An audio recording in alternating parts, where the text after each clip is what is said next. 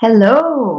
So I'm here to talk about um, remembering Finnish words, right? So this is something that comes up a lot in learning, where, especially with Finnish, we have this language that has these long words that don't resemble any kind of Latin roots, for example, or Germanic rooted words.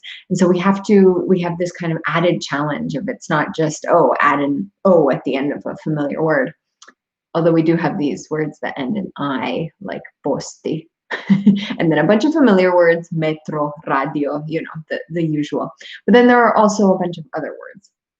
And so this is something that I see as a bottleneck for a lot of learners because, we live in the information age, so you can Google or Google Translate absolutely anything.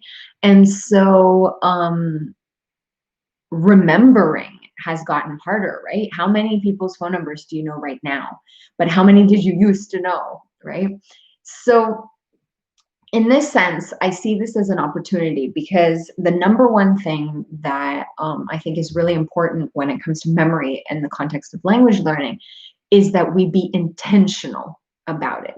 Okay, so that's kind of the my thoughts on remembering Finnish vocab are to be intentional about it, to be intentional about memory in general when it comes to Finnish. Because if we haven't been intentional, then it tends to just be something that either happens or it doesn't. We either remember or we don't.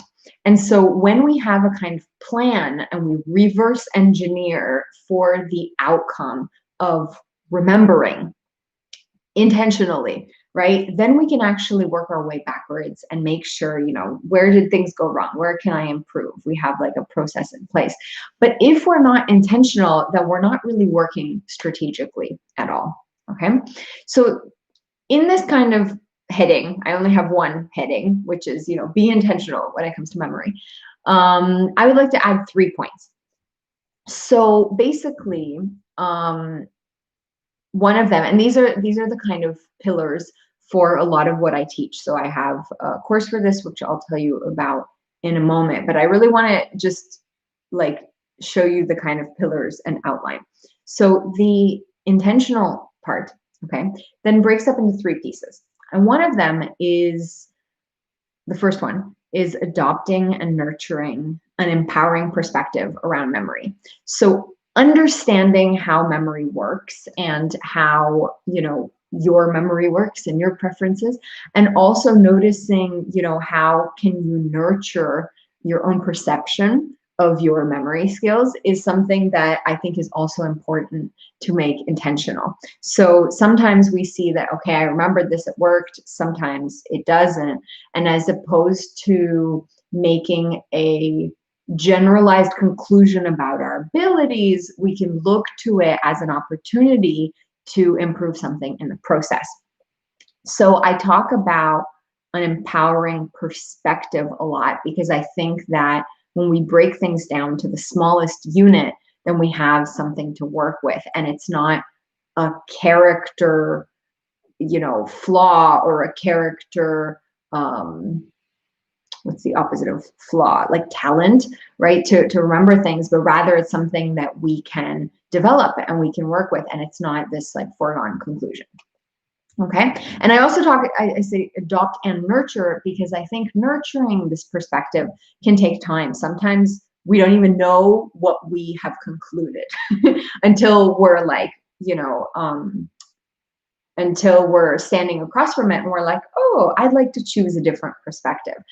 So I don't think this is just about making a choice once and then going, but rather becoming curious about, what might have I concluded about myself and my abilities in this process. All right, so in the being intentional, that's the first one, our perspectives about an empowering perspective about our abilities, about memory, about our abilities to remember. Okay, number 2 is develop skills. So we can have certain skills that we train intentionally to remember. Okay, so when you're faced with a new word, what skills, what tools can you use to remember that? So we can use tools, but we can also develop, how good are we at using the tool? I'm thinking of a hammer, in order to help us remember, right? And we can get better and better at that when we train it intentionally. And number 3 is build a process. So we have the empowering perspective, we have the skills that we're getting better and better at with remembering, and then we have a process. So this is not about remembering 3 words or 1 word or 5 words, right? This is about learning a language.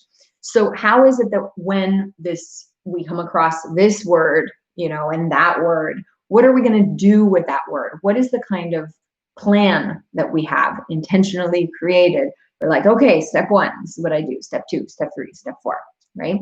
And so building a process that these words they go in and they stay here. They don't leak out the other ear.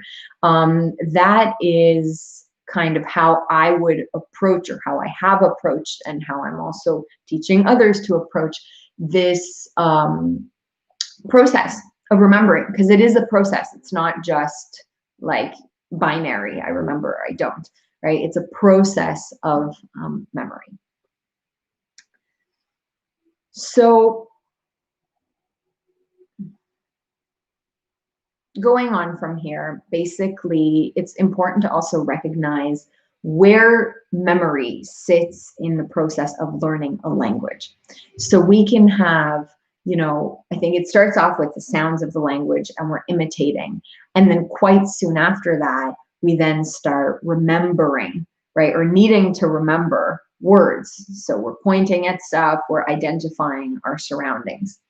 And then after this, so after memory, we then start to apply patterns to those words, grammar.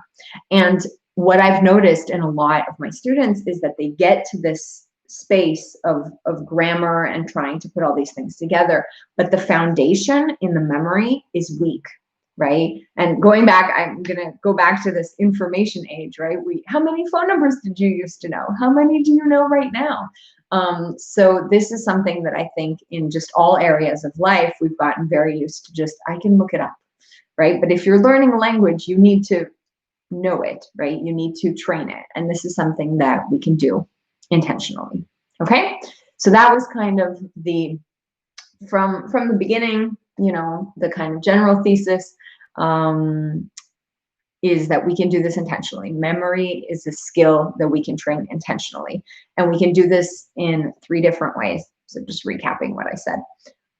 We could do this by adopting and nurturing an empowering perspective. We could do this by developing skills that support that, and also building a process. Okay, so I hope this is helpful. If you'd like my help on this, I'm teaching a course called Remembering Finnish Words.